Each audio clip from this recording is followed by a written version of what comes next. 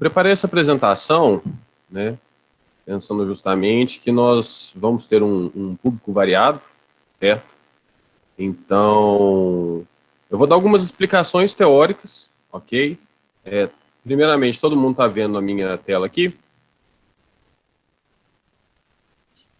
Sim. Beleza.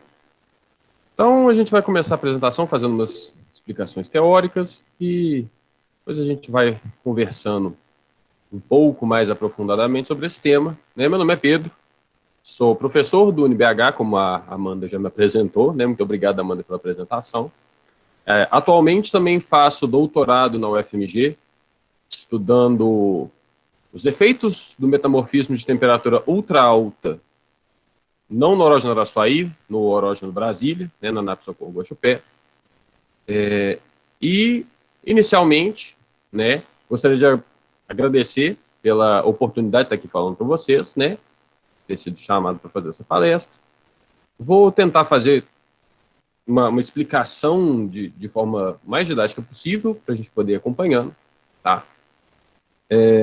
Então, aqui a gente tem um breve sumário, né? Então, vou passar por essa conceituação básica, falar um pouquinho do que é essa história de metamorfismo de ultra alta temperatura, né?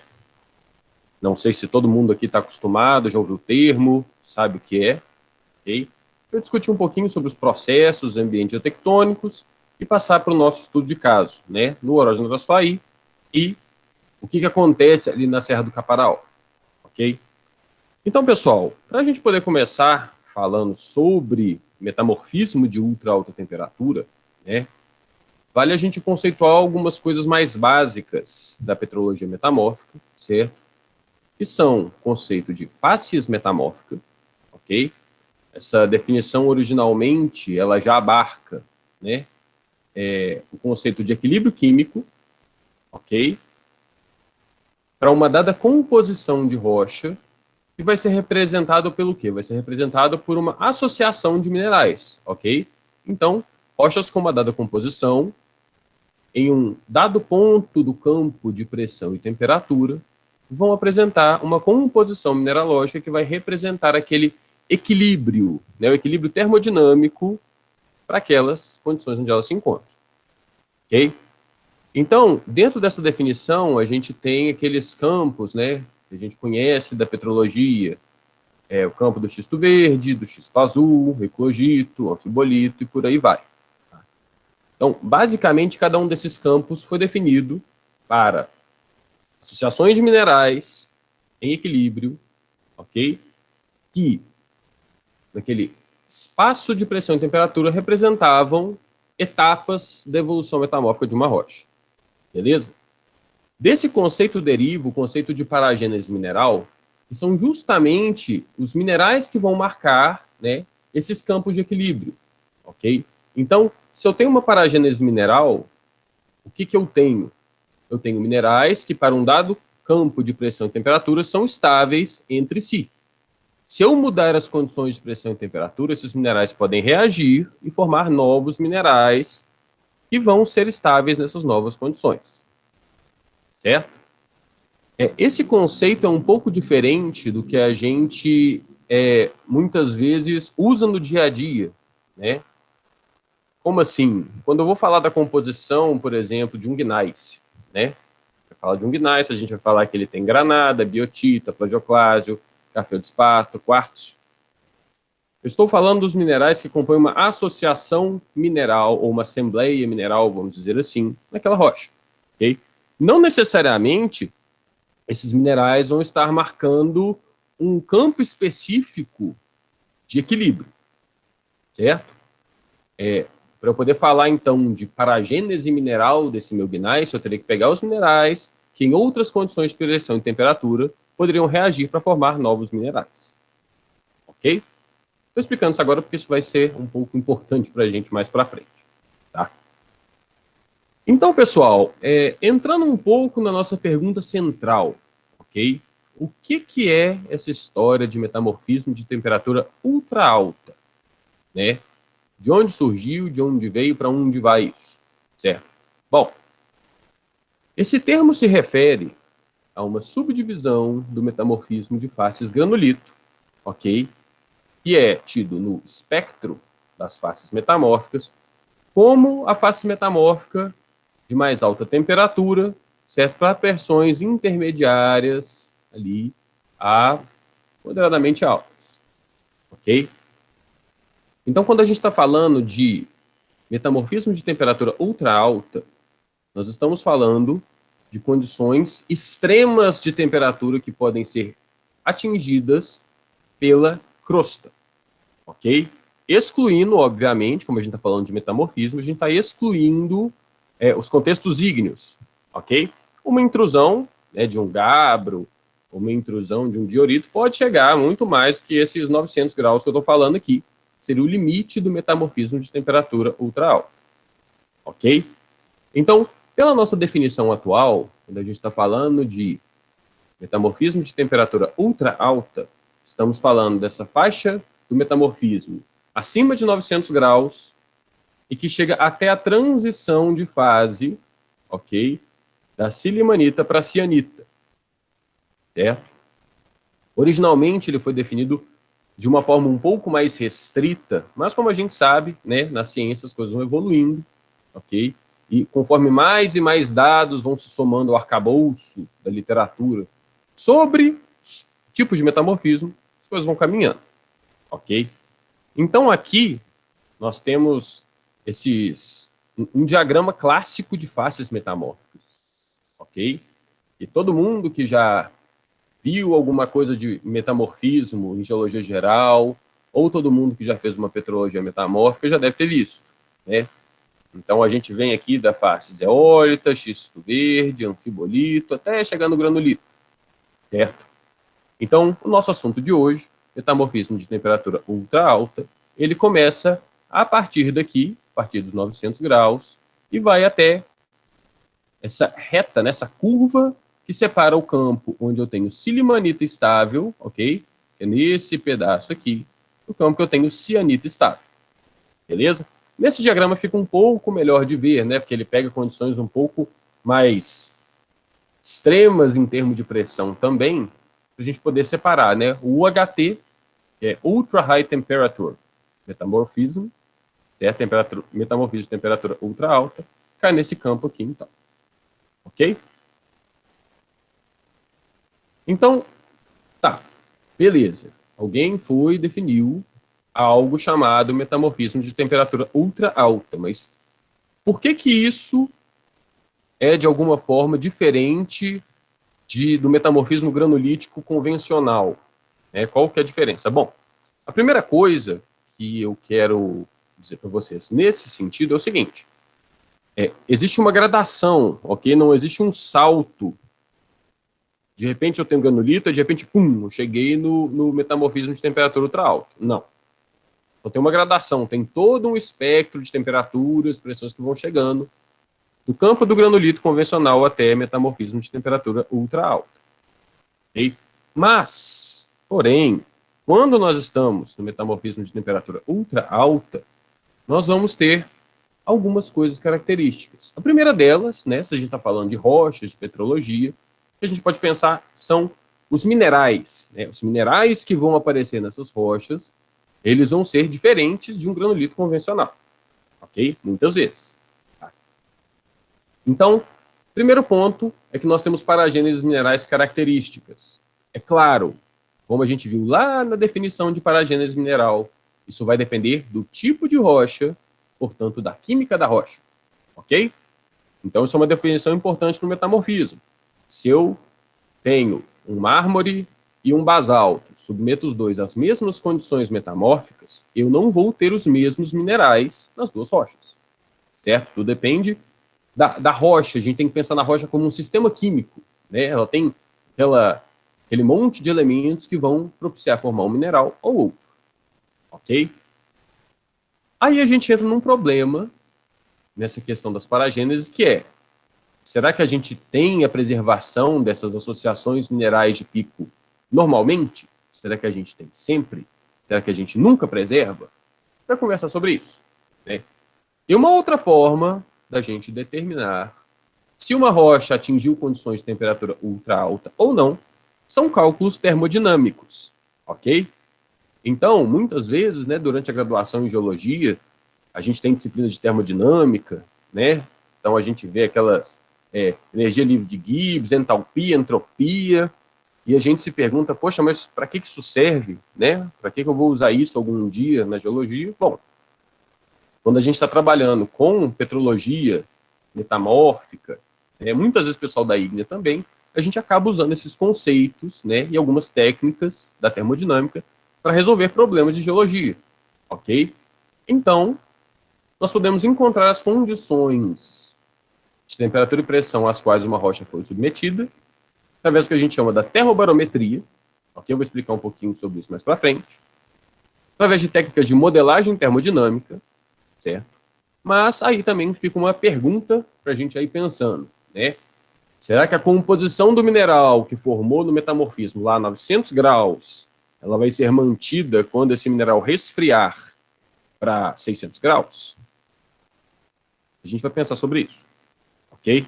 Então, quais são essas paragêneses minerais características, né? Escolhi umas fotos bonitinhas para mostrar para vocês o que é a cara dessa mineralogia que marca a temperatura ultra alta. Né?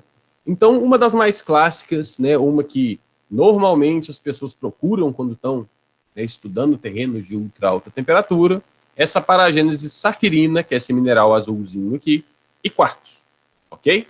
Esse mineral com azul um pouco mais claro, né, um pouco mais acinzentado aqui também é safirina, certo?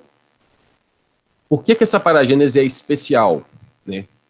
A paragênese safirina mais quartzo, ela é tida, né, no meio da petrologia metamórfica, como a paragênese que se forma nas condições mais extremas de temperatura que rochas crustais podem ser submetidas.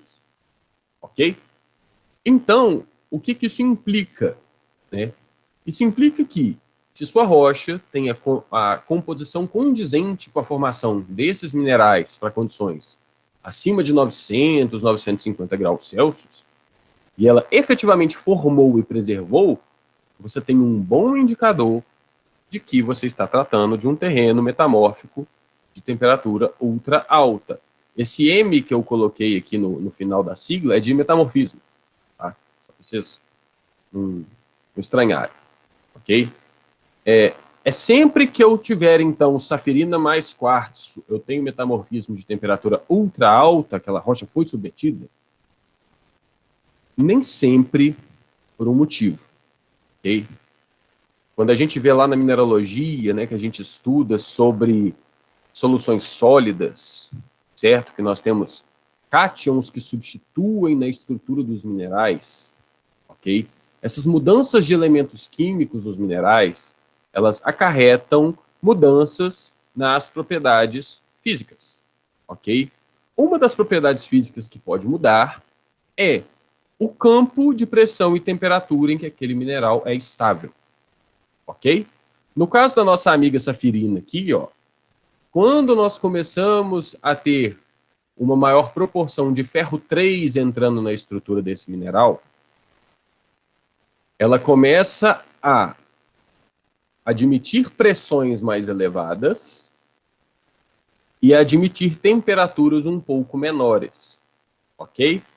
Então, por isso, né, as análises de química mineral para estudar o metamorfismo são tão importantes, ok? Porque até esses detalhes podem ser muito importantes para além dos cálculos que a gente faz para determinar temperatura e pressão, ok?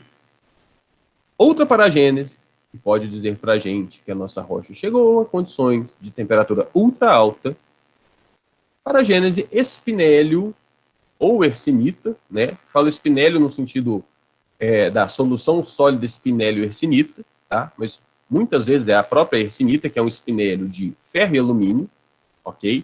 E o quartzo. Esses dois minerais também não são estáveis a condições menores do que 900 graus Celsius, ok? Esses contatos que vocês veem aqui, ó, estão vendo que tem contatos que são mais retilíneos entre o que é o quartzo e o espinélio aqui, entre o que é o quartzo e o espinélio, a hercinita aqui, em condições abaixo de 900 graus, ok? Esse contato não é estável, certo? Então, se você tem isso preservado na sua rocha, é um bom indicador que essa rocha atingiu condições superiores a 900 graus Celsius. Ok? Claro que cabe uma ressalva aqui, né? Como com o caso da safirina, alguns elementos podem entrar na estrutura desse espinélio, dessa hercinita, e mudar a estabilidade no campo de pressão e temperatura dela. Os mais notáveis são o ferro 3 de novo, né? Então você já vê que o ferro 3 ele é muito importante para a gente estudar as condições de metamorfismo às quais as rochas foram submetidas, né? E também o zinco, né? O zinco, ele tem um efeito parecido com o que eu disse sobre o ferro 3 na safirina. Então, ele aumenta o campo de estabilidade desses espinélios no ramo da pressão e pode diminuir um pouco na temperatura, ok? Então, por isso, a análise química, mais uma vez, é muito importante, certo? A paragênese mais comum encontrada em rochas metamórficas de temperatura ultra alta, no entanto, não é nem a safirina e quartzo, nem a hercinita e quartzo. Essa paragênese, ortopiroxênio, simanita e quartzo. Ok? Existia uma estimativa, salvo engano, né, desse artigo do Kelsey e Hand, de 2015, de que talvez em torno de 50%, 60% dos terrenos metamórficos de temperatura ultra alta registrados no mundo teriam essa associação de minerais. Ok? Claro, né, gente? Para a gente formar uma dessas três que eu falei para vocês, além de serem variadas as condições de temperatura e pressão, ok? Porque as três paragêneses não se formam exatamente no mesmo ponto do espaço de temperatura e pressão, ok? Elas têm um ordenamento conforme a gente vai passando os 900 graus, tá? Mas depende também da composição. Okay? Isso é bom a gente sempre lembrar que a composição da rocha manda no resultado final do metamorfismo, certo? Por essa razão, nós temos outras paragêneses minerais que podem ser estáveis em condições de temperatura ultra alta. Então, por exemplo, granado e ortopiroxênio. Granado e ortopiroxênio é uma associação de minerais, né, uma paragênese, que ela é muito comum em rochas granulíticas, ok? Mas não necessariamente você ter esses dois minerais significa que você tem temperaturas ultra altas, ok? Qual que é o indicador mais confiável se a gente tem esses dois minerais juntos? A quantidade de alumínio no ortopiroxênio, ok? O ortopiroxênio formado em temperaturas ultra altas, normalmente ele vai ter mais do que 3, 4% de alumínio na fórmula, certo? Em termos de fórmula estrutural, né, que é a proporção de cátions para os sítios estruturais do ortopiroxênio, aí normalmente vai ser maior do que 0,1 átomo por unidade de fórmula, 0,2 átomo por unidade de fórmula, né? É uma unidade que a gente usa para quantificar quanto de alumínio está entrando na estrutura do ortopiroxênio, ok? Esse mineral ossomilita, ela também pode ser um marcador de temperatura ultra alta, mas não necessariamente, tá? É um silicato de potássio, magnésio e alumínio. Tá? É um mineral um bocado raro de você encontrar, tá? Não é tão comum assim. Quando a gente tem rochas máficas, essa associação de ortopiroxênio e clinoproxênio, podendo ter espinélio e ou granada, pode ser indicativa. Lembrando que a gente tem que tomar vários cuidados, né, com as rochas máficas, porque ortopiroxênio e clinoproxênio são estáveis nelas também a partir da cristalização do magma máfico. Ok? Então tem que se tomar muito cuidado, porque não necessariamente esses dois minerais estando na rocha significa que ela atingiu temperatura ultra alta. Ok? Para rochas calcosilicáticas, a gente costuma ter, então, clinoproxênio e volastonita, né, com escapolita. Tá? Em muitos terrenos de temperatura ultra alta, se observa também a formação de mesopertitas e antipertitas, ok? São aquelas lamelas de exsolução em feldspatos, tá? Aí fica também uma coisa um pouco esquisita, né? Porque a gente sabe que a pertita pode se formar a partir de cristalização magmática, né? Mas é claro que você tem que olhar o contexto, né? Se a sua rocha ela tem texturas indicativas do metamorfismo, ok? Se você tem certeza que aqueles minerais não se formaram necessariamente a partir da cristalização de um melt, de um magma, ok? Normalmente eles são utilizados com técnicas do que a gente chama de reconstituição, que é o quê? Você pega a composição do mineral, como ele está hoje, e tenta reconstruir como ele era antes de você separar o que é o feldspato potássio e o plagioclase. Okay? Então você tenta somar os dois de volta e ver qual era a composição original. Tá? E tem essa paragênese também de corindon em quartzo, que ela é um pouco traiçoeira, né? Porque ela não é necessariamente uma paragênese. Né? Muitas vezes é uma associação de minerais que, vamos dizer assim, o corindon ele não se transforma em outros minerais em contato com o quartzo, porque ele precisaria de bastante energia, né, o que a gente chama de uma fase metaestável. Então, ele permanece como corindon, permanece em contato com o quartzo, mas não está exatamente estável ali. Ok? Mas é observado em alguns terrenos de temperatura ultra alta ao redor do mundo. É observado também fora terrenos de temperatura ultra alta? Também. Ok? O problema da preservação das paragêneses que nós falamos aqui é qual? Especialmente as três primeiras lá que eu falei, né, safirina e quartzo, spinelli e quartzo, ok? Ortoproxênio, silimanita e quartzo. É porque o campo de estabilidade desses minerais é restrito no espaço de temperatura e pressão, ok? Então é muito comum quando a gente tem o resfriamento, eu cheguei na temperatura ultra alta e eu começo o resfriamento da rocha, é muito comum eu ter a desestabilização, e aí eu vou gerar texturas, estruturas que vão marcar, né, que esses minerais não estão mais estáveis, como, por exemplo, coronas, ok? Como, por exemplo, simplectitas, certo? São texturas de desequilíbrio, ok? E, muitas vezes, os terrenos de temperatura ultra alta estão envolvidos em longas histórias de resfriamento. Uma vez que você chegou nessas temperaturas maiores que 900 graus, para você dissipar esse calor demora muito tempo. Então, dá muito tempo para os minerais reagirem entre si e se transformarem de volta em outras fases estáveis a temperaturas mais baixas. Ok? Se nós tivermos migmatização, né, que é a fusão parcial dessas rochas metamórficas, e, consequentemente, presença de melt, aí essas reações são aceleradas. Então, se torna mais difícil preservar essas paragêneses.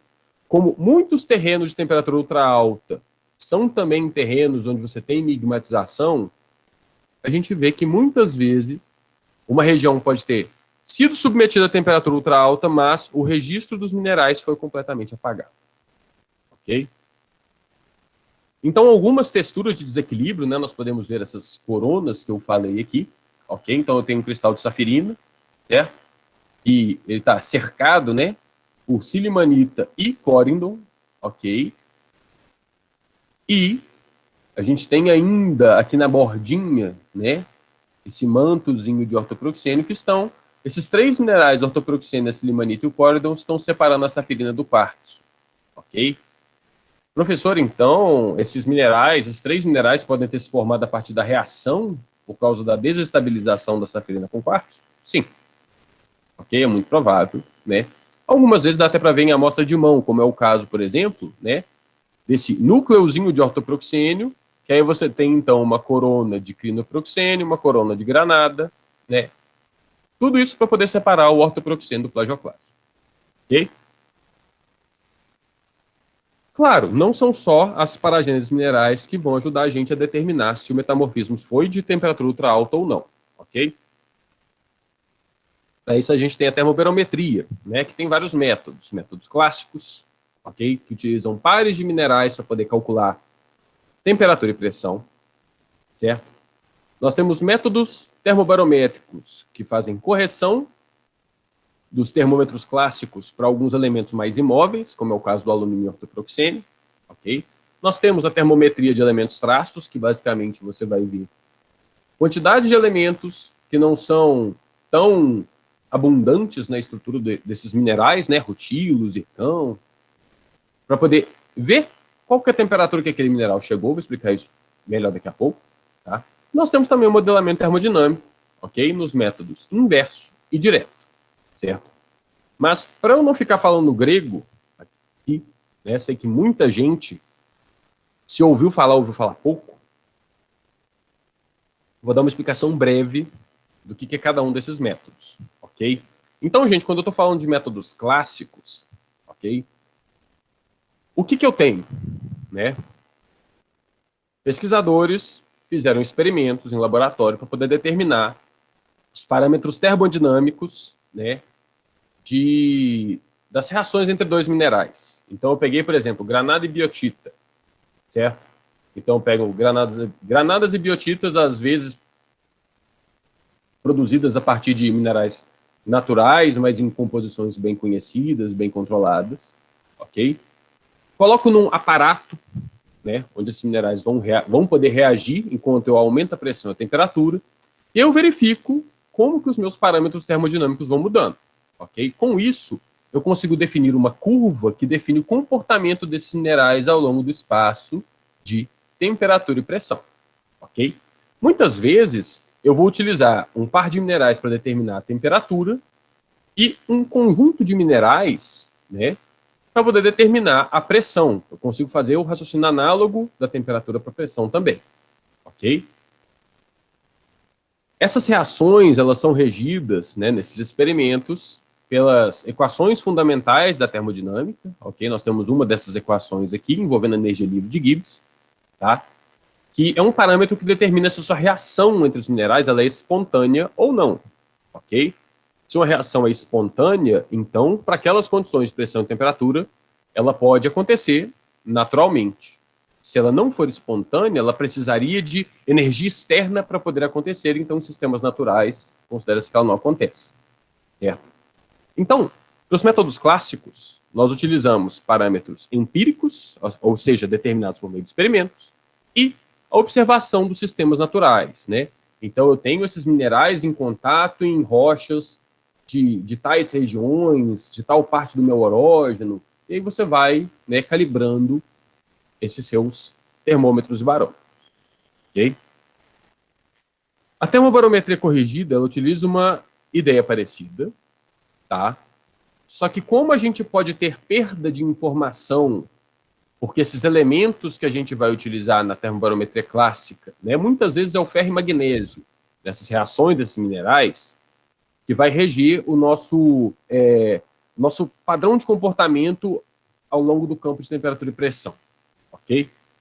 Então, como muitas vezes para temperaturas mais altas, né, o ferro e magnésio, eles podem migrar com muita facilidade e aí eu perco aquela informação do pico metamórfico, né, da temperatura e pressão do pico, eu utilizo algum elemento mais imóvel, no caso, por exemplo, aqui o alumínio, que não é tão móvel conforme eu resfrio o meu sistema, para poder chegar e falar assim, olha, para essa concentração de alumínio aqui no meu mineral, certo? Considerando o ferro e magnésio, a relação de ferro e magnésio, por exemplo, na granada e no ortopiroxênio, né? Que eu vejo agora, a temperatura real do pico metamórfico tem que ter sido tal, ok? Isso também tem todo um cálculo, né, toda uma matemática por trás, ok? E uma coisa para a gente ter em mente é que tanto a termobarometria clássica quanto a corrigida utilizam como parâmetro de entrada a composição dos minerais. Então, eu analiso lá a minha granada, analiso o meu ortopiroxênio, eu sei a composição deles, ok? E aí, com isso, eu consigo dar informação para as fórmulas, para os programas que eu vou utilizar para fazer o cálculo, para encontrar pressão e temperatura, ok? Por isso, quando a gente está trabalhando com termobarometria, a gente tem que ter muito cuidado, porque se eu estou dando valores e eu recebo de volta números, eu preciso saber, eu tenho que ter um controle daquilo que eu estou fornecendo para a minha fórmula, para o meu programa, ok? Porque número pode ser gerado a partir de qualquer coisa. Então, se eu não tenho um sentido geológico daquilo que eu analisei e estou utilizando como parâmetro de entrada, meu resultado de pressão e temperatura não tem sentido, não tem validade nenhuma. Ô, professor, mas como assim? Então, o que daria um sentido geológico? Vocês lembram que lá, quando eu estava falando de paragênese, eu estava falando de equilíbrio, condições de equilíbrio entre os minerais? Então, eu tenho que ter essa condição de equilíbrio. ok? Eu tenho que saber que aqueles dois, eu tenho que pelo menos supor que aqueles dois minerais que eu estou utilizando estavam em equilíbrio no pico do meu metamorfismo, ok? Seja porque o contato entre eles é reto na rocha, seja porque eles não têm bordas repletas de minerais de alteração ou de reação, como a gente viu as coronas agora há pouco, tá? Então, só para vocês terem isso em mente, ok? A termometria de elementos traços, ela também se baseia na composição dos minerais, só que ela não vai analisar elementos maiores, tipo ferro e magnésio. Ela vai analisar elementos traços, né? Então, ela é baseada em estudos também empíricos, ok? Experimentos, tá? Que determinam a capacidade de certos elementos serem incorporados na estrutura dos minerais, principalmente dos minerais acessórios como zircão e rutilo, ok? Como esses elementos traços normalmente têm baixas taxas de difusão, ou seja, conforme eu vou diminuindo a minha temperatura, né, eles não migram muito na estrutura do mineral, eles não escapam muito, ok? Tanto para minerais vizinhos quanto para as bordas do mineral, eu tenho maior confiabilidade, ok? Então, esses termômetros de elementos traços, eles podem preservar o registro químico de temperaturas ultra altas, mesmo que toda a mineralogia original de temperatura ultra alta tenha sido apagada, ok? Como a gente está utilizando normalmente o zircão, né, para poder fazer essa termometria de elementos traços, fica mais fácil associar com idades. Então, eu já fiz a minha datação do cristal de zircão e fiz a minha análise, ok? No mesmo lugar que eu datei o zircão, eu faço análise de elementos traços. Então, eu sei, tenho uma ideia, né, da temperatura de formação daquele domínio do meu cristal de zircão, ok? Por isso, é uma ferramenta muito útil, tem sido muito utilizada hoje em dia e ajudou a desvendar muitos terrenos de temperatura ultra alta ao redor do mundo, ok? Terrenos que não tinham nenhum mineral preservado do pico metamórfico foram descobertos por essa técnica, ok? Quando a gente fala, então, de modelamento termodinâmico, a gente tem as técnicas inversa e direta, né? Na técnica inversa, eu também vou fornecer a composição dos minerais, só que eu não vou fornecer de dois minerais, ok? Eu vou fornecer de vários minerais.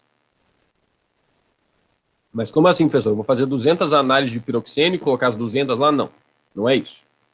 O que a gente faz é o seguinte. Eu analisei na minha rocha ortopiroxênio, granada, plagioclásio, e tinha mais, às vezes, um outro mineral, talvez um espinélio, alguma coisa assim, cordierita, sei lá. Eu consigo pegar a composição desses minerais, fornecer para o meu programa, ok? E ele vai utilizar parâmetros termodinâmicos como foi utilizado na termobarometria clássica, só que a diferença é que esses parâmetros não são de um experimento realizado aqui, de um experimento realizado acolá, ok? Esses dados termodinâmicos, eles fazem parte de um banco de dados que ele é coerente consigo mesmo, ele é consistente internamente, ok? Então, tudo é calibrado para uma reação conseguir conversar com a outra, certo? Então, o que acontece? Eu acabo fazendo múltiplas reações para uma mesma rocha, para o mesmo sistema, ok? E aí eu tenho uma robustez maior para a determinação das condições de pressão e temperatura do que eu teria com a termobarometria clássica, ok? Eu tenho a possibilidade, muitas vezes, nesse método, de modelar a quantidade de fluidos, né? Então eu posso saber, por exemplo, se tinha um pouco mais de água no sistema, que a água influencia no campo de pressão e temperatura dos minerais, né, na estabilidade, ok? Eu posso saber, às vezes, se tinha gás carbônico como fluido presente na rocha, por aí vai, ok? O modelamento direto, também é chamado de pseudo-seções, né? Eu não vou dar como parâmetro de entrada a composição dos minerais. Eu vou dar como parâmetro de entrada a composição da rocha ou de um volume de equilíbrio. Então, eu tenho uma parte da minha rocha que eu olho e falo, olha, aqui parece que eu tinha condições em equilíbrio, ok? Ou então, é um volume que eu vejo que teve alguma reação de interesse e eu quero tentar desvendar o que aquela reação significa em termos de pressão e temperatura. Isso pode ser feito também, ok? Por exemplo, ali nas coronas, simplectitos, pode ser utilizado também, desde que você tenha como extrair a composição daquele domínio, certo? E eu vou associar essa composição da rocha ou do volume de equilíbrio ao meu conhecimento petrográfico sobre os minerais que eu estou interpretando como sendo do pico metamórfico. Ok? A gente tem várias estratégias, tá? Mas o mais importante é que esse método ele determina todas as associações minerais estáveis em um intervalo de pressão e temperatura. Então, eu determino um intervalo de temperatura, um de pressão, ele me dá campos de estabilidade para várias associações minerais diferentes. Ok? Com a composição específica dos minerais, eu consigo pegar o campo que representa a minha associação mineral de pico, e aí eu vejo, olha, a composição do meu espinélio faz uma curva assim, composição da minha granada faz uma curva assado, então eu tenho aqui um ponto onde eu tenho temperatura do meu pico metamórfico. Ok? Para esse método também a gente pode modelar fluidos, modelar a quantidade de ferro 3 e por aí vai. Tá? Então, essa é a cara, né, de um modelo de equilíbrio de fases, um diagrama de equilíbrio de fases, ok? Feito para um granulito de temperatura ultra alta no complexo Anápolis Itaú Sul, no Oroz, no Brasil. Ok? Então, vocês veem que aqui ó, a gente tem, né, associações minerais estáveis para dados pontos do campo de pressão e temperatura. Talvez os livros de metamórfica, alguns de vocês já tenham visto isso, né? Algo parecido com isso. E aí, é claro, utilizando dados da química mineral, é possível determinar o ponto exato aonde sua rocha se encaixa. Ok? Bom, dificuldades dessa história de cálculos termodinâmicos. Então, será que as composições se preservaram, né?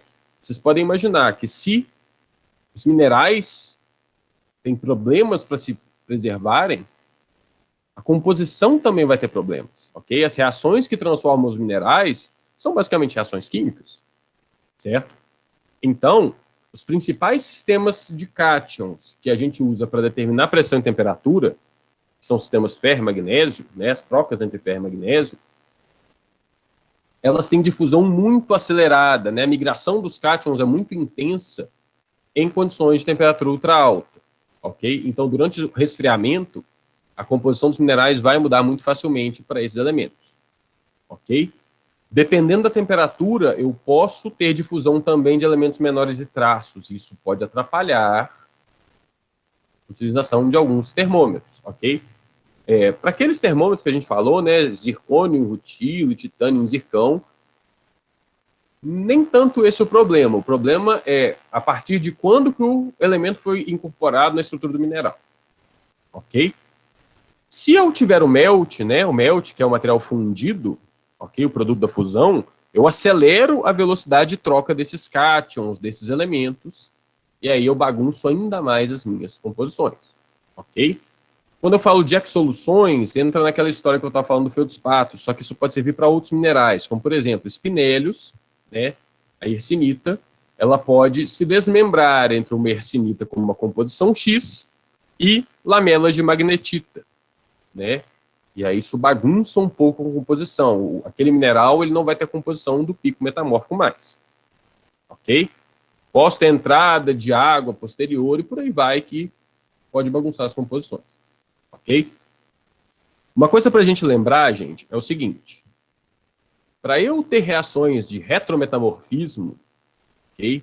Então, por exemplo, eu tenho um piroxênio e ele transformou em hornblenda. Ok? Eu preciso ter energia no sistema. Então, se eu pegar um piroxênio lá de 10 não, né, vamos falar uns 20 km de profundidade, e trazer de repente aqui para a superfície, exposto ao ar ele não vai transformar em hornblenda, ok? Ele pode alterar para outras coisas, pode alterar para argila, pode alterar para óxidos, né, hidróxidos, que são minerais estáveis nas nossas condições de pressão e temperatura da superfície, ok? Para outras reações retrometamórficas, essas rochas precisam estar em ambientes onde ainda há energia ou fluidos, água, algo do tipo, para elas irem reagindo e formando novos minerais, ok? Então, disso a gente tem a ideia que se eu tenho exumação rápida, ou seja, se eu tiro minha rocha rapidamente de onde ela estava e coloco numa condição de pressão e temperatura menor, as reações são dificultadas, ok? Esse é o grande problema da soja de temperatura ultra alta, porque muitas vezes essas condições são mantidas durante muitos milhões de anos. Bem, e com relação à geocronologia, né, nós temos um problema também que é que muitas vezes as temperaturas ultra altas são maiores que as temperaturas de fechamento dos sistemas isotópicos. Então, até o zircão, né, que é o nosso mais confiável, né, o paladino da geocronologia, muitas vezes pode ser afetado pelas condições de temperatura ultra alta. Ok? Monazita pode ser também, outros sistemas isotópicos podem ser alterados por causa de temperaturas muito elevadas. Ok? Um outro problema, né, além de eu ter perda de chumbo, ou eu posso ter a dissolução do cristal, eu posso ter migração até do próprio urânio na estrutura, algo do tipo, né, é que eu posso ter absorção de elementos incompatíveis pelas fases principais. Então eu faço datação normalmente em minerais acessórios como zircão e monazita. Para temperaturas ultra altas, às vezes o meu cristal de granada pode começar a absorver o urânio e zircônio. E aí isso bagunça a lógica, né, dos meus minerais que eu vou utilizar como geocronômetro. Ok? De novo, a presença do melt acelera a cinética química. Então, vocês estão vendo que o melt, né, ele pode ser um grande vilão, né, esse produto de fusão parcial podem ser grandes vilões para a preservação das informações de temperatura ultra alta. Tá?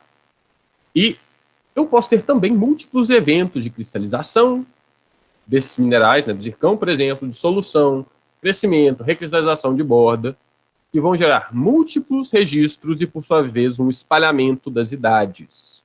Ok? Então, esse diagrama aqui, ele mostra bem isso, né? Eu tenho o zircão do protólito, ele vai passando por todo esse processo, ok? Ao longo do campo de pressão e temperatura, que vai gerando diferentes texturas que vai alterar o resultado que eu vou ter na hora de datá-lo. Eu posso ter um resetamento completo, então toda aquela informação, às vezes, né, que o zircão tinha originalmente, pode ser completamente apagada em condições de temperatura ultra alta. Ok? Da mesma forma, eu posso ter várias idades, por quê? Porque no pico metamórfico, muitas vezes eu não formo zircão, mas ao longo do resfriamento eu vou formando um monte de zircões no meio do caminho. Ok? Ou então o zircão não foi totalmente dissolvido, mas o sistema isotópico dele foi bagunçado, ele perdeu o chumbo, então a idade dele vai ficando mais jovem. Ok? Então a gente tem alguns exemplos, né? Esse aqui é um espectro típico de rochas paraderivadas, ok? Vocês veem que tem um espalhamento de idades, por quê? Porque eu tenho idade de várias fontes na minha rocha paraderivada, na minha rocha metasedimentar, ok? Então, gera um espectro muito conhecido, né? Muito comum para esse tipo de rocha. Quando eu tenho uma rocha de temperatura ultra alta, eu posso ter também um espalhamento de idades, né? Mas aí é porque eu tenho necessariamente várias fontes? Não. É por esse processo que eu falei para vocês. Eu posso estar simplesmente ter uma idade, e aí eu tive perda de chumbo, ou então tive várias cristalizações sucessivas no período de resfriamento, né? Lembrando que pode ser um longo período, então pode ter um grande espalhamento, né? Uma cristalização atrasada, ok? Então, aí são alguns problemas que a gente tem trabalhando com essas rochas. Ok? Para poder tentar contornar isso, então, a gente tem que escolher cuidadosamente aonde a gente vai analisar nossos zircões, certo? A gente precisa, a gente pode, na verdade, né, tentar verificar o que tem naquele domínio. Então, se eu tenho uma inclusão de algum mineral, que é uma fase metamórfica importante, ok? Isso pode ajudar a gente a desvendar o significado das idades que eu vou ter na datação, certo? Comparar com outros sistemas isotópicos, por exemplo, o teste Hafnium e zircão, ele é uma ferramenta muito boa para poder ajudar a saber se houve um desacoplamento, né, dos sistemas isotópicos, ou seja, se eles não caminham mais segundo uma lógica parecida, se o sistema isotópico foi completamente bagunçado, ok? E uma alternativa também, às vezes, é a gente buscar correspondentes daquela rocha de temperatura ultra alta em regiões de mais baixo grau para poder fazer a nossa datação. Ok? Às vezes a gente só vai ter uma estimativa mínima para as idades mesmo. Às vezes é o que tem. Tá certo? Então, gente, falando agora um pouco de metamorfismo ultra alta temperatura ao redor do mundo, né? Onde e por que ele acontece? Bom, Se sabe hoje em dia que esse tipo de metamorfismo ele é um componente relativamente comum dos ciclos orogênicos desde o Neo-Arqueano, ok? A gente tem que pensar, então, né, quais são as possíveis fontes de calor para gerar esse tipo de metamorfismo, por que vai gerar ultra alta temperatura e não só o granulito convencional, e quais as propriedades da crosta, né, para poder gerar essas condições, certo? Algumas possibilidades que a gente tem, então, são, por exemplo, acúmulo de elementos radioativos por espessamento crustal, ok? Principalmente onde eu tenho empilhamento de NAPs, tá? Orógenos colisionais com grande empilhamento de NAPs, você acumula muito material radioativo. Você pode gerar temperaturas ultra altas dependendo desse acúmulo, ok? Eu posso ter acúmulo de magmas na base da crosta, que é o processo de magma underplating, né? Que é um processo meio autoexplicativo. Se eu tenho um acúmulo de volumes monumentais de magmas máficos na base da minha crosta, eu gero elevadíssimas temperaturas que podem gerar um metamorfismo de temperatura ultra alta. Okay? Posso ter também elevado fluxo térmico a partir do manto, né? Que aí por processos de convecção e advecção podem aquecer a crosta inferior e aí auxiliar na obtenção dessas temperaturas tão altas. Ok? Quando eu falo de condicionamento crustal, é porque a gente tem que lembrar que a difusão de calor, né, a capacidade do calor de ser transmitido pelas rochas, ele é função também da temperatura das rochas, ok? Quanto mais quentes as rochas, menos calor elas transmitem. Então, conforme eu vou aumentando a temperatura, vai ficando progressivamente mais difícil transmitir mais calor para as rochas e tirar calor das rochas consequentemente. Ok? E eu tenho o problema também do calor latente, que é o quê? Né? Quando a gente está vendo física e química na escola, a gente ouve falar que quando eu esquento a água, né, vou fornecendo calor, chega um ponto em que ela começa a mudar de fase, certo? E aí ela para de absorver calor, a temperatura para de subir até que ela tenha mudado completamente de fase. Ok? Pensando em termos de rochas, ambientes metamórficos, o que a gente tem? Fusão parcial. Então, em partes da crosta que ainda são muito suscetíveis à fusão parcial, né? Tem uma composição muito suscetível a gerar magmas, gerar melts durante o processo de migmatização, ok?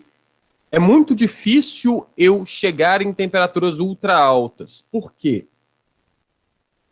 Porque a partir do momento em que eu chegar na temperatura de fusão, essas rochas começam um processo, né, de mudança de fase e, consequentemente, vai impedir a temperatura metamórfica de subir, até que pelo menos parte desse material fundido seja extraído daquele ambiente e levado para outro local. Ok? Por isso, regiões que já tenham sido submetidas no passado a grandes eventos de fusão parcial se tornam candidatos mais prováveis para a implantação do metamorfismo de temperatura ultra alta. Ok? Se aquela parte da crosta já sofreu grandes eventos de migmatização no passado, esse mel já foi, migrou, alguma coisa aconteceu em períodos antigos, e num orógeno mais recente, né, ela é reaquecida, aquelas rochas já estão pré-condicionadas e podem absorver mais calor e, por isso, podem chegar a temperaturas ultra altas. Ok? Um ponto importante é a gente pensar que,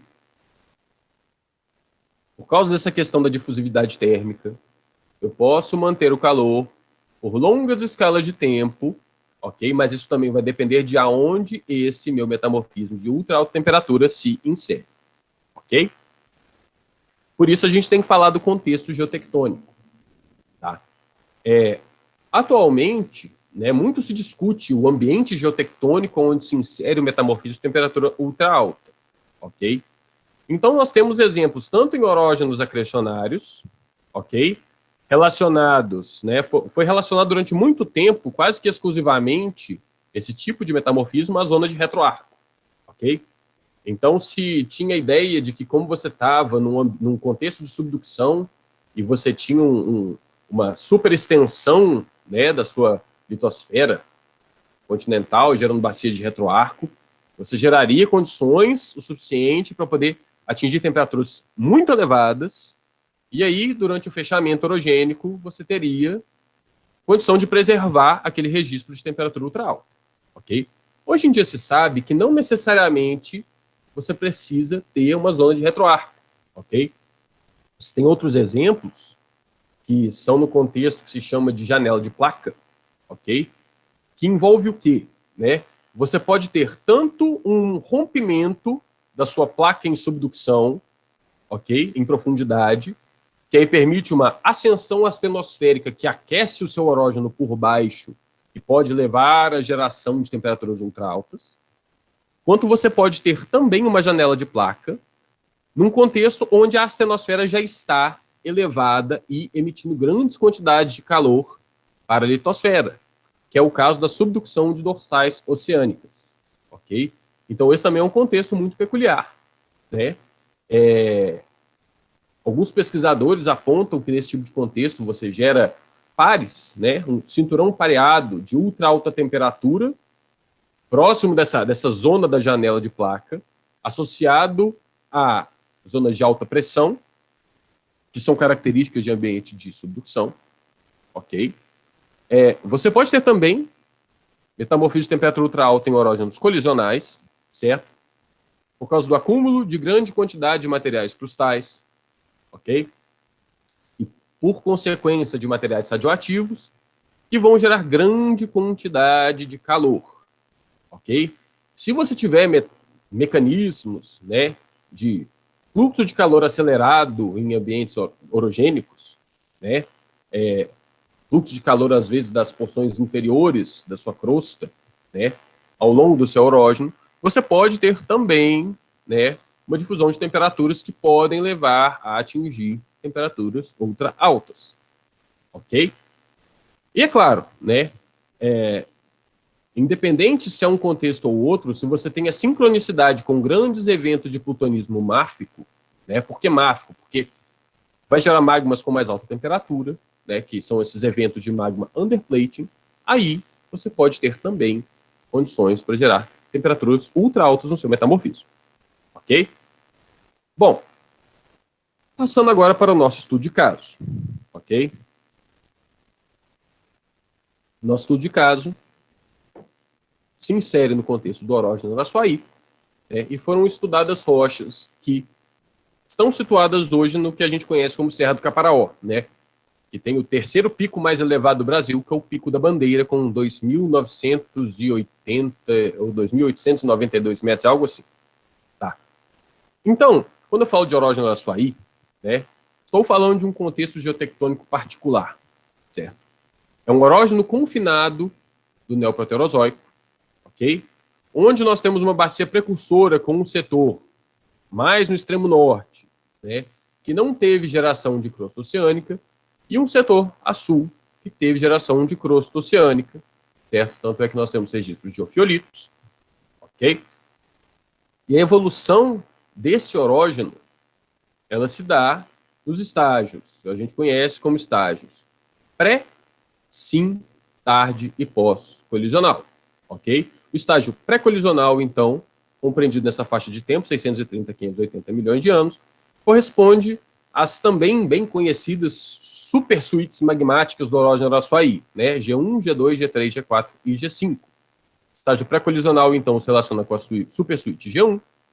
O estágio sim-colisional se relaciona com a super suíte G2, 585 a 540 milhões de anos, aonde se estima, né? Vocês podem ver aqui embaixo, ó, se estima que nós tenhamos o pico metamórfico regional, ok? Considerando toda a extensão do orógeno, tá? O período tardi-colisional, então, engloba as supersuítes G3 e G4, ok? Então, nesse período de 545 a 490 milhões de anos. E o período pós-colisional engloba a supersuíte G5 de 525 a 480 milhões de anos, ok? Então, aqui nós temos um mapa regional do orógeno Araçuaí, né? Explicando mais ou menos o contexto onde a gente se insere, tá? E o que é interessante a gente notar é que, primeiro, né, a região de estudo, que está nesse retângulozinho aqui, ó, aqui é a Serra do Caparaó, ok? Vocês podem ver essa manchinha branca aqui, tá? E ela se insere na região, ok, que corresponde ao arco magmático do Rio Doce, ok? E é o arco magmático edificado sobre a zona de subducção que sucedeu o fechamento da bacia precursora do Orógeno Araçuaí, ok? É interessante notar isso, por quê? Porque registros anteriores de condições de temperatura ultra alta no Orógeno Araçuaí se relacionam principalmente à região que é conhecida como o retroarco do Orógeno Araçuaí, ok? Então nós temos aqui no sul da Bahia, ok, condições de 893 a 917 graus Celsius, pressões moderadas, tá? Nós temos aqui na região de Nova Venécia também, ok, 930 graus Celsius também, pressões moderadas, certo? E nós temos próximo à Serra do Caparaó, né, isso pode ser novidade para muita gente, porque é um trabalho recente, né, e na verdade é um trabalho recente e um trabalho que também ainda está em andamento, ok? Que aborda rochas de alta pressão, ok? Até então não descritas no Orógeno Araçuaí, na região de Manhuaçu, rochas em faces eclogito, né? Chegaram a 750 graus Celsius e 16 quilobares de pressão, ok? A distância entre esse ponto e a Serra do Caparaó é de aproximadamente 35 quilômetros, ok? Essa informação vai ser útil mais tarde. Então, essa aqui é a nossa área de estudo, a Serra do Caparaó, ok? Para quem não conhece, né, a Serra do Caparaó, então, ela se localiza na divisa dos estados de Minas Gerais e Espírito Santo, esse pontinho vermelho aqui, e a estruturação dessa serra foi descrita por Cunningham e colaboradores em 98, né, como sendo uma estruturação antiformal, ok? Com convergência para oeste, certo? Em meio às ondas de cisalhamento reversas, ok? Que vocês podem ver nesse bloco de diagrama. Beleza? Então, falando um pouco agora da geologia da Serra do Caparaó em si, ok? O que nós encontramos ali nos arredores da Serra do Caparaó, que é a nossa região de estudo, ok? Nós temos, então, a suíte Caparaó, que está nesses tons de verde aqui, né? Esse verde um pouco mais claro, esse verde mais escuro, ok? São ortognáceas, né? E ortognáceas migmatíticos de faces granulito, né? Então, são ortognáceas a ortoproxênio e clinoproxênio, de vez em quando com uma granada, né? Bem difícil de ver, mas tem.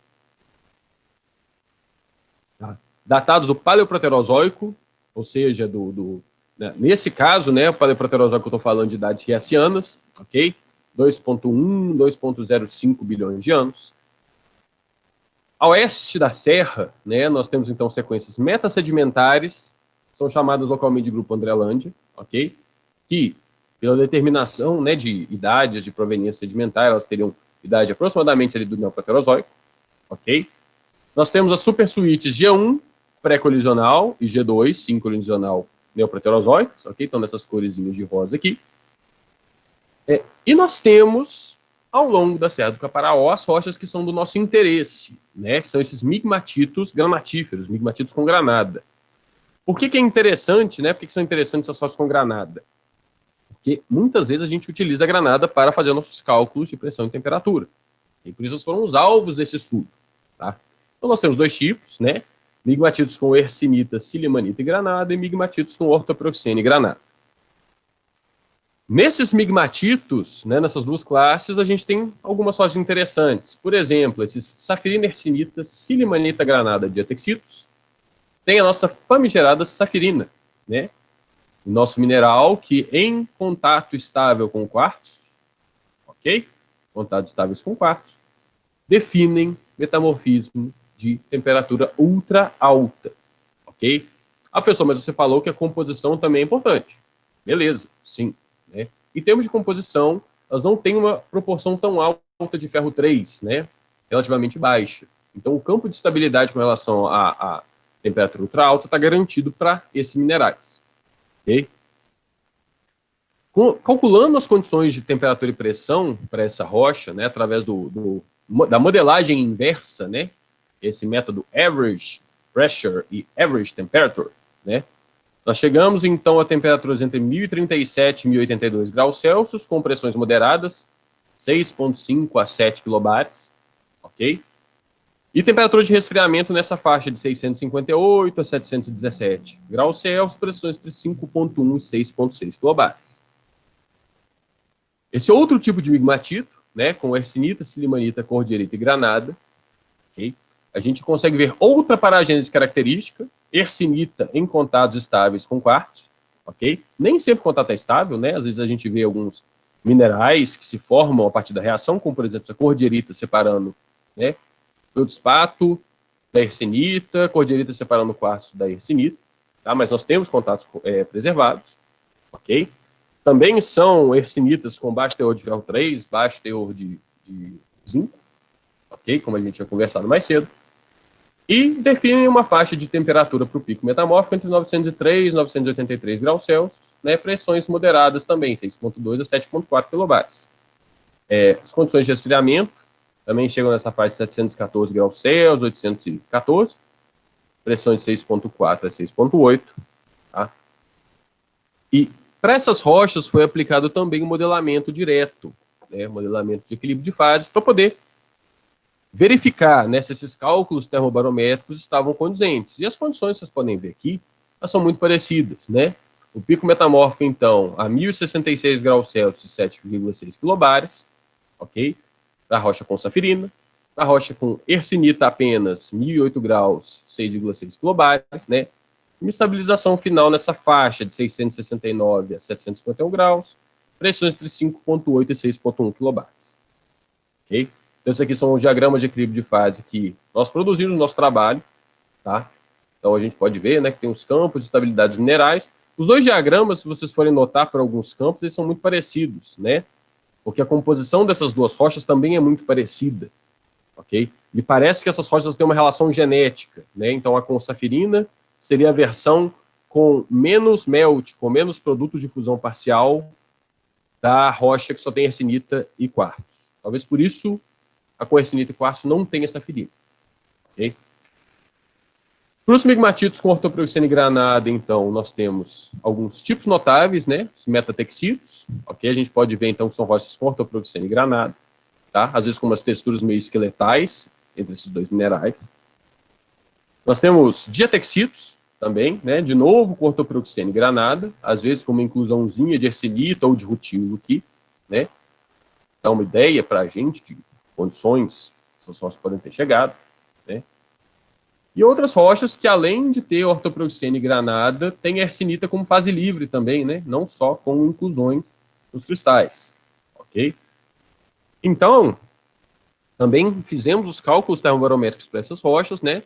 Chegando, então, nessa faixa, um pico metamórfico entre 1063 e 1080 graus Celsius, com pressões, máximo de pressões entre 11,5 e 11,9 kilobares, e essas condições menores aqui entre 932 e 983 graus Celsius, 8,6 e 10,2 kilobares, ok? Para o modelamento de equilíbrio de fases, nós só trabalhamos com uma amostra, né? Então, o modelamento ele deu condições de temperatura um pouco menores, as pressões mais condizentes, né? 11,3 kilobares e temperaturas na faixa de 1008 graus Celsius, né?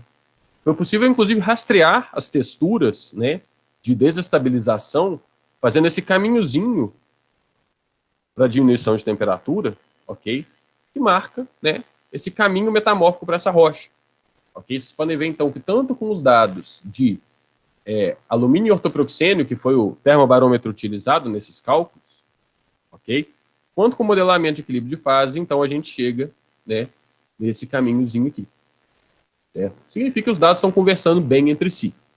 Ok? Nós também fizemos a datação dessas rochas, né? Então, da amostra P4E, que é a rocha com hercinita e quartzo, do metatexito, com ortoproxene e granada, ok? Em ambas as rochas, a gente conseguiu ver aquele fenômeno, né, do espalhamento das cidades na Concórdia, ok? Isso aqui é só para vocês verem a cara dos zircões, tá? Estou dando uma acelerada porque eu estou vendo que eu estou chegando no final do meu tempo aqui, tá? Mas a gente consegue ver, então, as texturas dos zircões aqui, ok?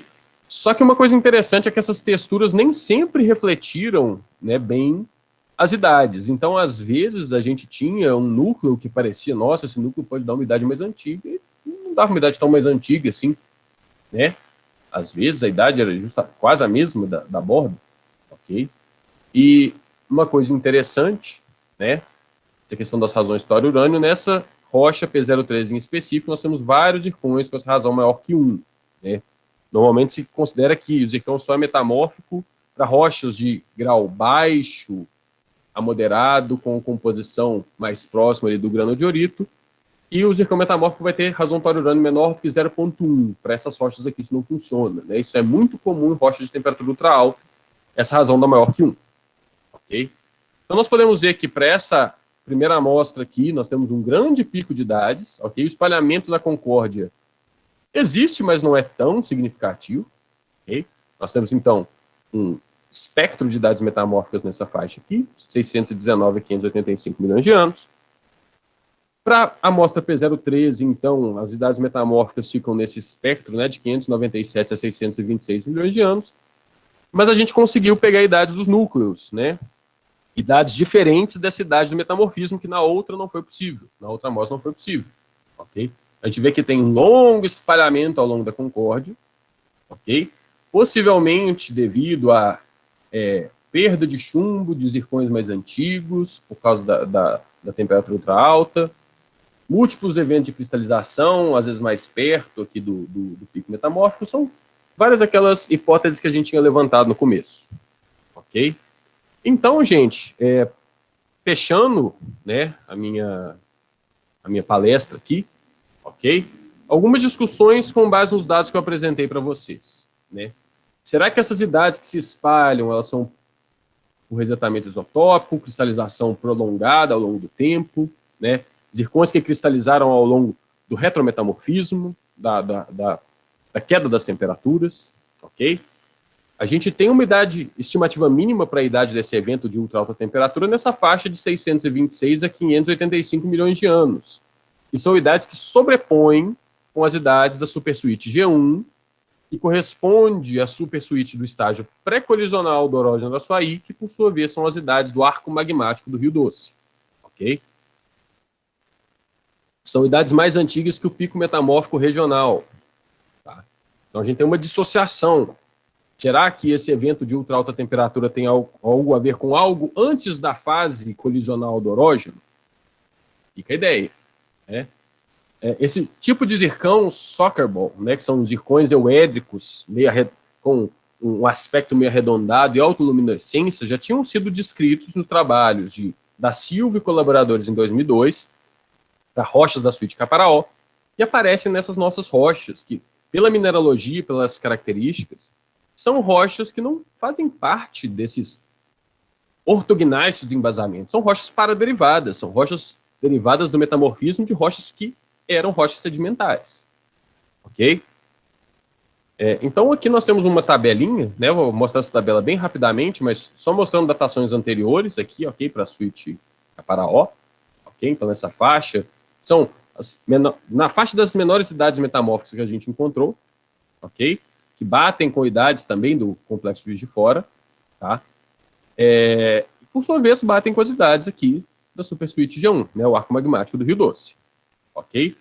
Que, curiosamente, também são idades que a gente encontra tanto em charnoquitos do leste de Minas, ok, como essa suíte de Vino, quanto em rochas do grupo Rio Doce, né, que é associado a uma sedimentação em rochas metapiroclásticas metavulcânicas associadas ao arco magmático de mesmo nome. Ok? Então a gente vê essas idades aqui, ó, dentro também da nossa faixa de idades. Ok? Então, associando, né, algumas coisas para a gente pensar, né, nós temos essa associação espacial com Plutão-charnoquíticos, né? Então, será que a gente pode ter tido um evento de magma underplating para poder explicar esse metamorfismo de temperatura ultra alta? Né? Ou será que não? Ou será que durante a fase colisional do orógeno nós tivemos grande espessamento crustal, né? Talvez previamente ao que se pensava pelas idades encontradas, e aí nós geramos grande calor radiogênico que, por sua vez, nós temos uma região, né, com condições, pré-condicionamento, permitiu a geração de temperaturas ultra altas, né, puramente numa colisão continental? Será que é a hipótese mais palatável? Será que durante a subducção a gente teve um aumento do fluxo de calor mantélico, né, que isso explicaria também a gente ter rochas em faces eclogito tão próximas da Serra do Caparaó? Né? Bom, indo ponto a ponto em cada uma dessas hipóteses, né, o que eu posso dizer que eu penso? Okay? A hipótese do magma underplating, ela não exclui nenhuma das outras duas. Okay? Em qualquer uma das outras duas, a gente poderia ter tido um evento de grande aporte de magmas máficos, magmas charnoquíticos, que são rochas também de temperaturas altas a ultra altas, que poderia ter ajudado a esquentar todo esse contexto e gerar condições de temperatura ultra alta. Okay? Com relação ao espessamento crustal, puramente, só o espessamento crustal, normalmente isso é observado, né, em contextos de ultra alta temperatura, para regiões que têm um grande sistema de NAPs. Né? Então tem um grande empilhamento de NAPs, como acontece em algumas regiões do orógeno Brasília. Okay? Então, nós temos grandes sistemas de NAPs, que aí podem gerar um pacote crustal extremamente espesso, que explicaria condições de temperatura ultra alta por acúmulo de material radioativo. Ok? Somando, né, os pontos, né, esse aporte de plúton charnoquíticos, alguns até com essas idades do arco magmático, essa proximidade com rochas em faces eclogito, né, eu fico mais tentado aí pelo lado de que esse evento de ultra alta temperatura, no caso da Serra do Caparaó, no contexto do orógeno do Araçuaí, estaria ligado ao contexto de subducção. Ok? Mas aí, como isso poderia se dar? Lembram que eu tinha falado sobre cinturões pareados de ultra alta temperatura com alta pressão lá no começo, né, quando eu estava falando sobre contextos geotectônicos? Ok? Isso é uma hipótese que poderia se aplicar ao nosso problema. Ok? Dentro daquela ideia de janela de placas. Ok? Então, eu teria uma região onde eu tenho a astenosfera já elevada, né, já erguida, já com grande influxo de temperatura para a litosfera, ok? E contribuiria para o aumento global das temperaturas na região onde essa janela de placas passou durante a subducção, ok? Essa hipótese não é nova, ela já foi levantada por Gradin em 2014, para poder explicar a ocorrência de granitóides tipo S com idade mais antiga que os granitóides sincolisionais do orógeno Araçuaí na região de Nova Venécia, ok? Essa hipótese foi suscitada também por Tedeschi e colaboradores, né, para poder explicar, né, uma elevada produção de magmas ao longo da região do arco magmático, ok? E essa hipótese ela é bem explicada nesse artigo do Santos e Kuski, em 2010, né, meio que juntando essas ocorrências e explicando como acontece esse pareamento de cinturões de ultra alta temperatura com alta pressão. Ok? Eu vou mostrar um bloco de diagrama que explica um pouco melhor essa ideia. Então, na zona onde você tem a abertura da dorsal em subducção, você teria pressões menores e temperaturas maiores, e nas bordas, né, as ombreiras dessa dorsal, você teria pressões maiores e temperaturas um pouco menores. Então, será que nós temos um cinturão de alta pressão e ultra alta temperatura caracterizado pelas regiões de Manhuaçu e da Serra do Caparaó? Né? Se essa for realmente a hipótese que pode explicar essa ocorrência tão limitada no espaço, né? Porque a ocorrência de metamorfismo de temperatura ultra alta associada à janela de placas, ela acontece em espaços bem limitados. Né? Será então que a gente teria que deslocar a zona de estrutura do orógeno Araçuaí um pouco para o leste? Né?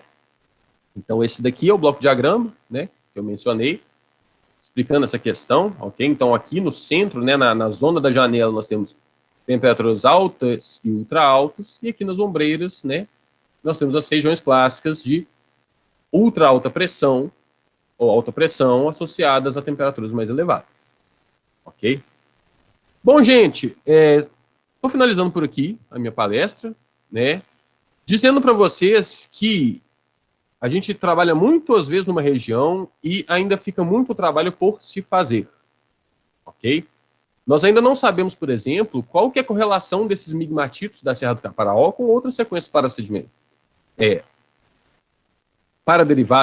Parasedimentares, deu até um nó na minha cabeça aqui, né? Mas paraderivadas, né? Com outros paragneises da região, certo? A suíte caparol propriamente dita, né, as rochas do embasamento, elas ainda não foram alvo de modelamento termodinâmico. Será que a gente consegue estabelecer um paralelo entre essas rochas com granada e o embasamento? Né? Para poder testar melhor essa hipótese da janela de placa, a gente precisaria de mais trabalho de campo, de mais pesquisas, de procurar outras rochas de alta pressão e ultra alta temperatura nessa região, para poder justificar esse modelo. Né? Por enquanto é uma ideia, uma hipótese. Ok?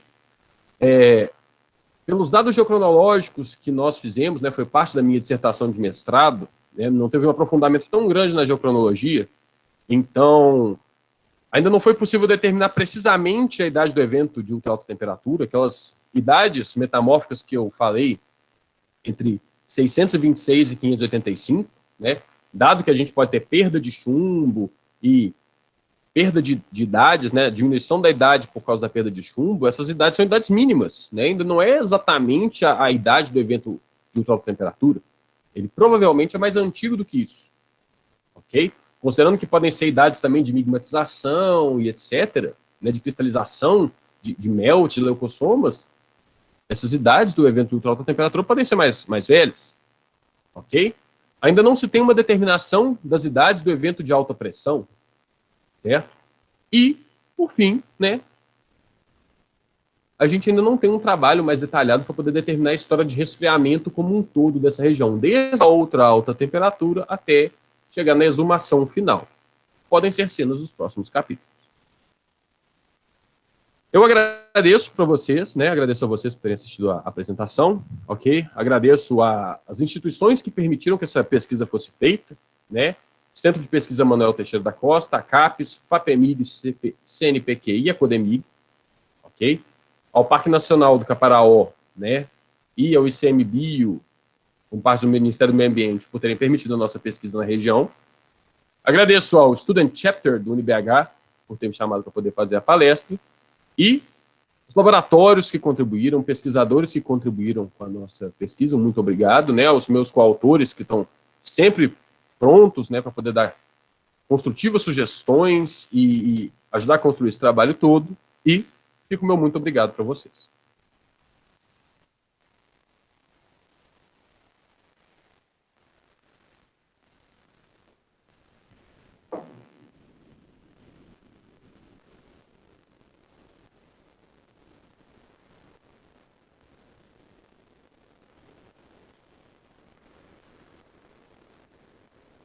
Amanda, eu não estou te ouvindo por algum motivo. Será que sou eu que estou sem áudio?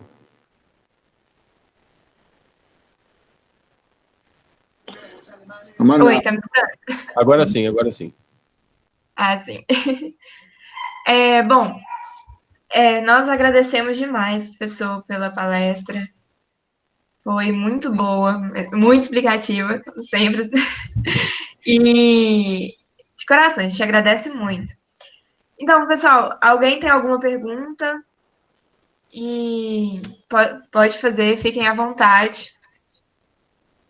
E antes, eu gostaria só de fazer um pequeno merchan sobre a nossa próxima palestra, que também vai ser com nossos professores, vai ser com o nosso professor, o Werner Werber, sobre prospecção geoquímica, na próxima quinta-feira, às 5 horas também, pessoal. Então, fiquem ligados, vamos postar no nosso Instagram também. E, bom, alguém tem alguma dúvida? Seja querendo perguntar? O pessoal está elogiando muito, professor. Obrigado. Agradeço, pessoal.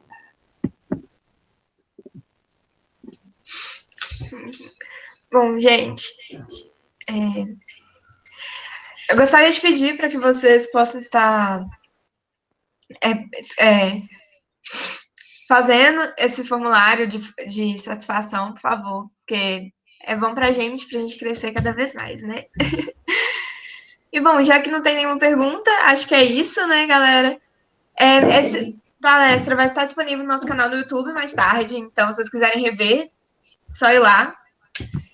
E é isso, a gente agradece demais, mais uma vez, a todos que estiveram presentes E a você, professor. Muito obrigada mesmo.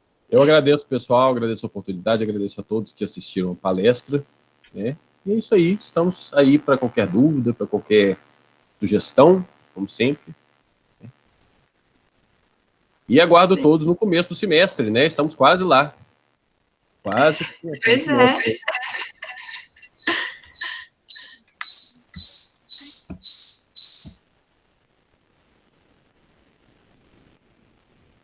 Então é isso, mais uma vez. Obrigada, gente, e até a próxima. Até a próxima. Graças, Miguel. Obrigado.